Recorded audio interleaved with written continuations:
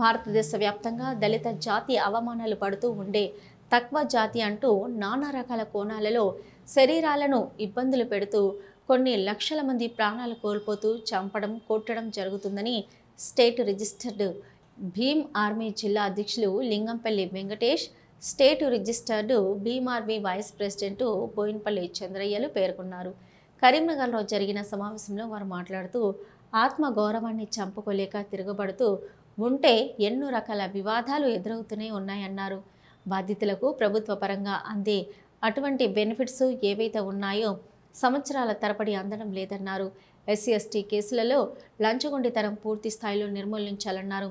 నిజాయితీ గల అధికారిని ఎస్సీ ఎస్టీ కేసులను విచారించాలని, గత 10 సంవత్సరాల నుంచి ఎస్సీ ఎస్టీ కేసుల గురించి సిబిఐ చేత విచారణ జరిపించాలని డిమాండ్ చేశారు.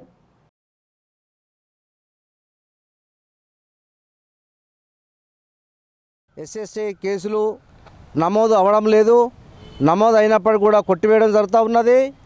ఇటు కేసుల విషయం లోపల పూర్తి స్థాయిలో పోలీస్ డిపార్ట్మెంటు బాధ్యత వహించాలని చెప్పి కోరుతా ఉన్నాను. ఎన్ని సాక్ష్యాధారాలు ఉన్నప్పటికీ కూడా ఎస్ఎస్టీ కేసులు అమలు అవ్వడం లేదు. దీనికి ఎన్నో రకాలుగా ఎన్నో విధాలుగా అవమానాలు పడి మానభంగాలు చేసి మర్డర్లు చేసి చంపినప్పటికీ కూడా ఇలాంటి కేసులలో మాకు న్యాయం జరగడం లేదు. అదే రకంగా చూస్తూ ఉంటే ఈ యొక్క ఏసీపీ అనేటువంటి స్థాయిలో ఎంక్వైరీ ఆఫీసర్స్ ఉంటారు. ఆ ఏసీపీ ఆఫీసర్స్ ఎవరైతే ఉన్నారో వీరందరినీ తీసి ఆనెస్ట్ ఆఫీసర్స్ను నియమించాలని చెప్పి మేము ప్రభుత్వాన్ని కోరుతూ ఉన్నాము. అదే రకంగా చూస్తూ ఉంటే లక్షల రూపాయల ట్రాన్సాక్షన్ జరుగుతూ ఉన్నది ఎస్ఎస్టీ కేసులలో.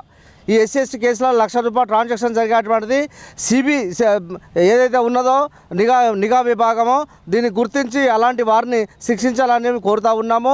ఇటు ఎస్సీ కేసులలో సిబిసిఐ గత 10 సంవత్సరాల నుండి అన్ని సాక్ష్యాధారాలు ఉన్నప్పుడు కూడా ఫాల్స్ అవుతున్నాయి కనుక సిబిఐ చేత విచారణ జరిపించాలని చెప్పి మేము కోరుతూ ఉన్నాము.